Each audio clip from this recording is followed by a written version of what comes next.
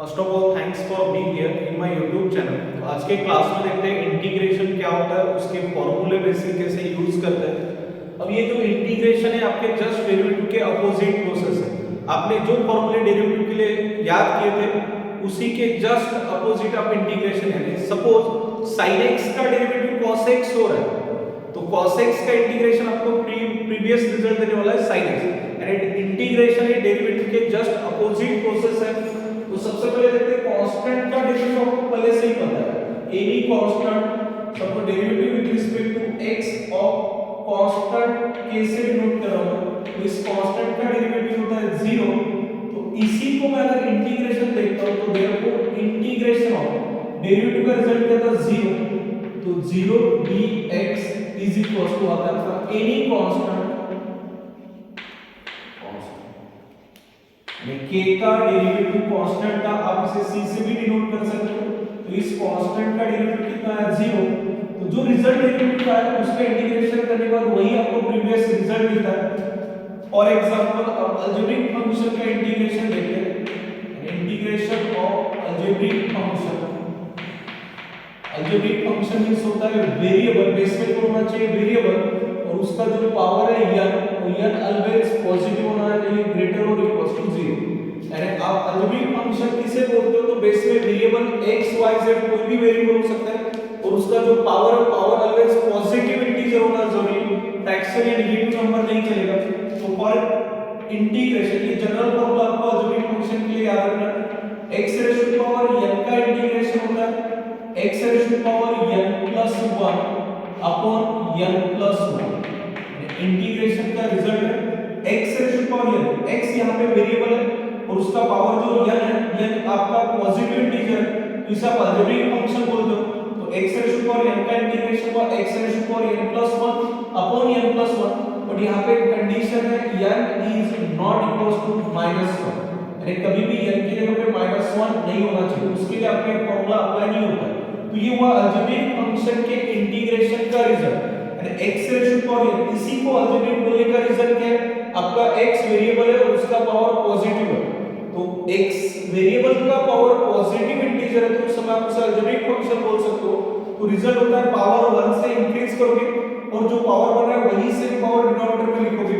कुछ basic result इसी से रिलेटेड आपको याद रखना है। इंटीग्रेशन x dx, यानी x का इंटीग्रेशन क्या होता है तो x का पावर यहां पे 1, यानी x raise to power n था, यहां पे x रेज़ टू पावर 1 है, यानी n का काम कौन कर रहा है 1, तो रिजल्ट होगा आपका x raise to power 1 plus 1 upon 1 plus 1। x raise to power 1 plus 1 है 2, यानी x square upon 2। Next integration of x square dx, तो x का पावर 2 है तो इंटीग्रेशन बनेगा 2 का पावर प्लस 1, यानी 2 प्लस 1 अपॉन 2 प्लस 1। रिजल्ट आपके पास आ रहा है x क्यूब अपॉन 3, यानी x का integration x square by 2 power 1 से इंक्रीज हुआ, 1 था तो पावर में बना 2 और से पावर डिवाइड में भी चला, x का पावर 2 था तो 1 से इंक्रीज किया x क्यूब अपॉन 3।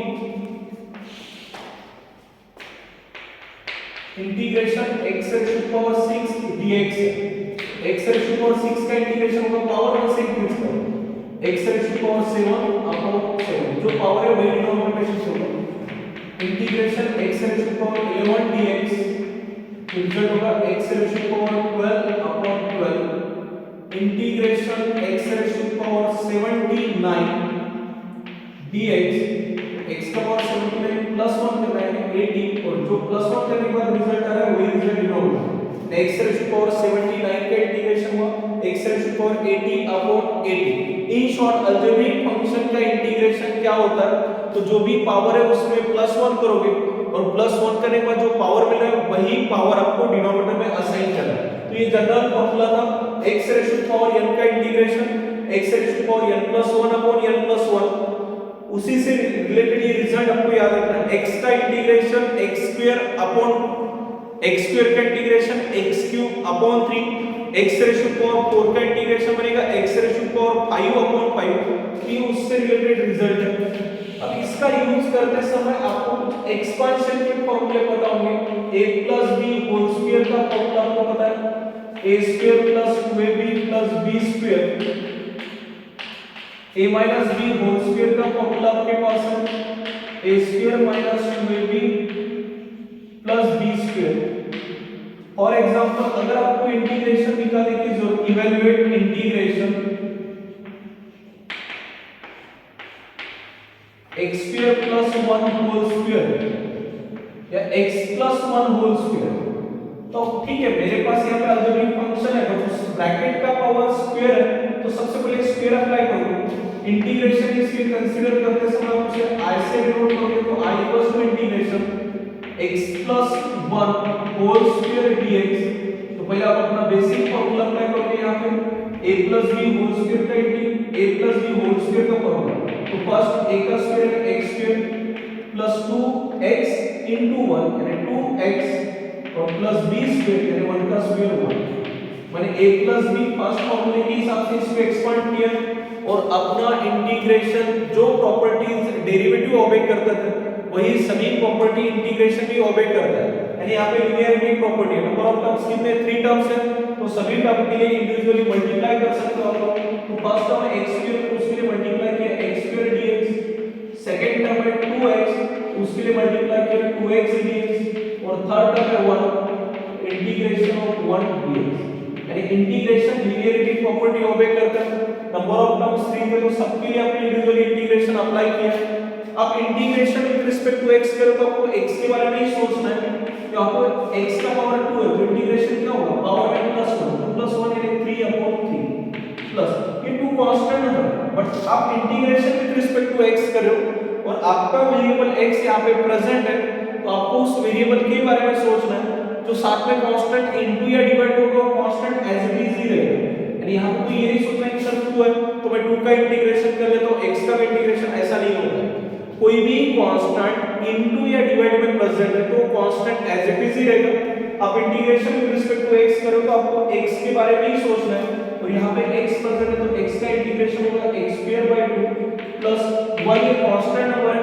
अभी आप देखो कांस्टेंट नंबर का इंटीग्रेशन होता है कांस्टेंट इनटू x, यानी जो भी कांस्टेंट है जैसे यहां पे 1 कांस्टेंट है तो 1 का इंटीग्रेशन होगा constant as it is into में x। तो कोई भी कांस्टेंट नंबर का इंटीग्रेशन करते समय constant number as it is with respect to x करते हैं इसलिए इनटू में x। कांस्टेंट के एक एग्जांपल लेते हैं इंटीग्रेशन 3 dx, तो 3 कांस्टेंट नंबर है तो constant number as it is with respect to x करें x। इंटीग्रेशन 9 d1 9 ये कांस्टेंट नंबर है constant number as it is with respect to y करो इसलिए इनटू में 1। इंटीग्रेशन 7 dp यानी यहां पे विद रिस्पेक्ट टू p करो तो कांस्टेंट का इंटीग्रेशन करो constant as it is with respect to p करो इसलिए इनटू में p। तो कांस्टेंट का इंटीग्रेशन होता है constant as it is with respect to x करोगे तो इनटू में x, with respect to y करोगे इनटू में y। तो ये दो तीन रिजल्ट है आपके कांस्टेंट का इंटीग्रेशन के रिजल्ट कैसे आते हैं। यहां पे आपने a plus b whole square a minus b whole square के हिसाब से एक्सपांड किया। ये आपका था कि अलजेब्रिक फंक्शन का इंटीग्रेशन आप कैसे सॉल्व करते हो। यानी आपके पास algebraic function is x ratio to power n। एक ही फार्मूला आपको फिलहाल याद रखना है x ratio to power n। इसे अलजेब्रिक क्यों बोल रहे हो, बेस में वेरिएबल है x और पावर में आपका पॉजिटिव इंटीजर है n। पॉजिटिव इंटीजर का मीनिंग होता है all natural number 1 2 3 4 5 6 up to infinity.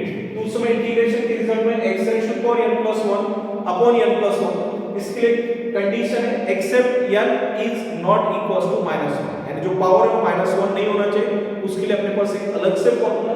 तो आपने देखा कि अलजेब्रिक फंक्शन का इंटीग्रेशन कैसे करते हैं और आगे नेक्स्ट वीडियो में आप trigonometric function, inverse trigonometric function ऐसे ही आप फॉर्मूला और उसके साथ उसके एप्लीकेशन देखने वाले हो। अगर आपको ये वीडियो पसंद आए तो इसे लाइक, सब्सक्राइब और अपने दोस्तों के साथ शेयर करना। Thank you.